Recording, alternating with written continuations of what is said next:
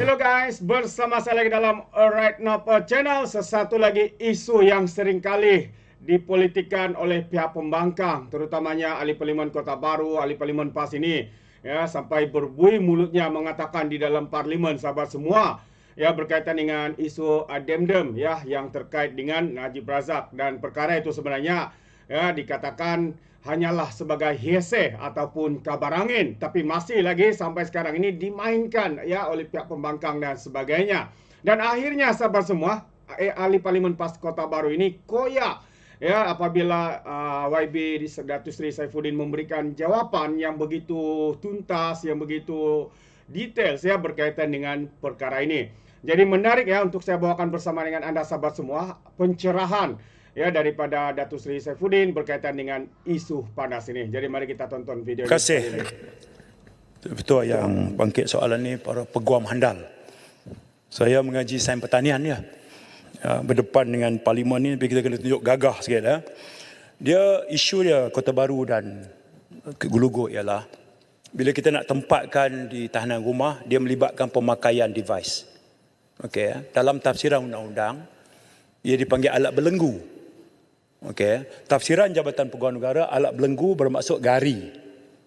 Tapi KDN ada sure supaya takrif alat belenggu itu tak semestinya gari, boleh juga device. Jadi kerana itu cadangan Jabatan Peguam Negara adalah daripada menggubal atau meminda akta sedia ada, lebih baik diadakan rang undang-undang yang baru. Baik, bila kita adakan rang akta yang baru ini, Bukit Gulugut, sudah tentu kita kena harmonikan dengan peruntukan dalam akta sedia ada. Itu sudah tentu. Ya, saya ingat Bukit Gulugut tentu selesa dengan cadangan kami untuk memberi kuasa kepada mahkamah membuat keputusan. Ya, Bukit Gulugut banyak berbeza dengan saya kalau soal menteri yang buat keputusan. Sebab itu dalam Seksyen 43 Akta Penjara, 46 dan 47, iaitu pembebasan berlesen, parol, perintah kehadiran wajib, itu kuasa menteri mengikut Akta Penjara, di mana boleh mengarahkan ketua pengarah penjara untuk membuat peraturan di situ. Jadi Kota Baru betul dari sudut mengangkat seksyen yang menjelaskan dengan betul bahawa kuasa menteri untuk mengisytiharkan. Jadi mengisytiharkan satu premis sebagai penjara satu bab, tapi menempatkan orang yang ditahan itu dengan pemakaian ini, itu tak, orang kata tidak berbetulan dengan maksud, kerana pemakaian ini adalah pemakaian dianggap sebagai tak termasuk dalam tarikh alat belenggu. Jadi kami kena adakan rang undang-undang yang baru, itu mengikut nasihat Jabatan Peguam Negara. Baik, amalan ini betul memang banyak dilaksanakan oleh negara-negara maju hari ini. Kerana itu tanpa rang undang-undang ini, buat masa sekarang tak ada. Berdasar pada akta dan peraturan semasa, hanya banduan sabitan yang layak menjalani program pemulihan dalam komuniti tadi. Kalau dia orang tua, vulnerable groups, ya, wanita, ya, atau kanak-kanak yang 18 tahun ke bawah, yang ini kita tempatkan melalui pemulihan dalam komuniti. Jadi kalau kita boleh buat satu lagi, iaitu tahanan rumah, sudah tentu kesan segera ialah dia akan mengurangkan kadar kesesakan yang kemudian menimbulkan masalah yang tidak kondusif selama mereka tinggal di dalam penjara. Yang Berhormat, boleh saya sedikit? Ya. Terima kasih berkenan dengan penjelasan tersebut. Saya faham akan isu prison congestion ini. In fact, pada masa saya menjadi timbalan menteri tahun lepas, mengikut ingatan saya, jumlah prison overcrowding adalah lebih kurang 72-74 ribu. Sekarang mengikut statistik Yang Berhormat Menteri tadi mengatakan sekarang lebih kurang 87 lebih ribu. So bilangan jumlah itu dah naik. Tapi kita perlu juga menikmati, we have to know bahawa ada kes-kes ataupun offences, kesalahan yang tertentu yang tidak patut diberi house arrest ini. Memang saya faham kes-kes seperti riman, kes-kes dada yang kecil dan sebagainya, mungkin itu sepatutnya kita beri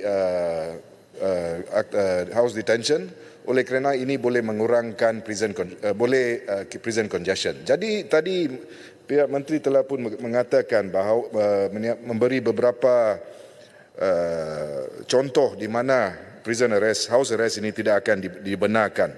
Bab 6A, 6 dan sebagainya.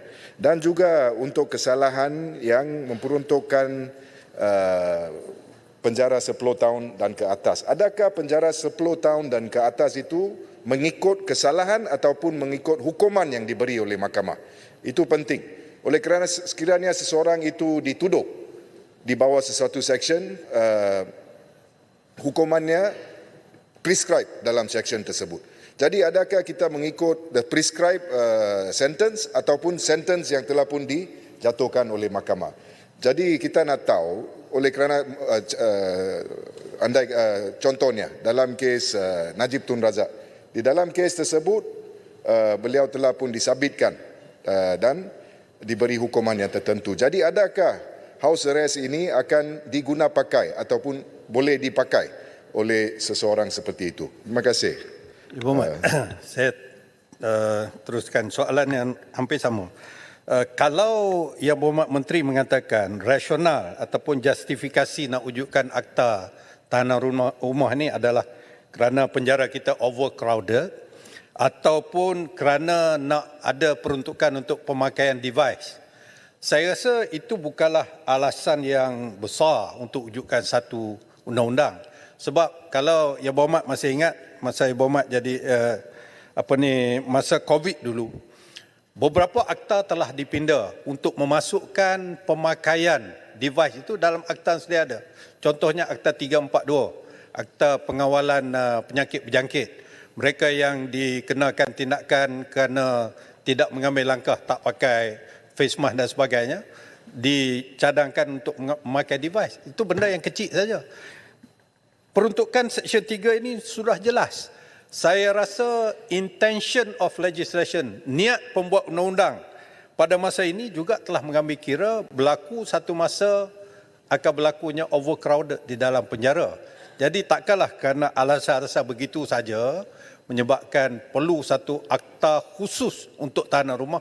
Dan saya pun ingin bertanya sebagaimana Bukit Gelugor, adakah isu ini disebabkan oleh dibangkitkan di dalam masyarakat, isu addendum yang dikatakan semasa proses pengampunan yang didengar permohonan oleh bekas Perdana Menteri Najib Razak pada 2 hari bulan Februari tahun 2024. Ini saya nak membetulkan fakta. Semalam saya bersama Menteri Undang-Undang.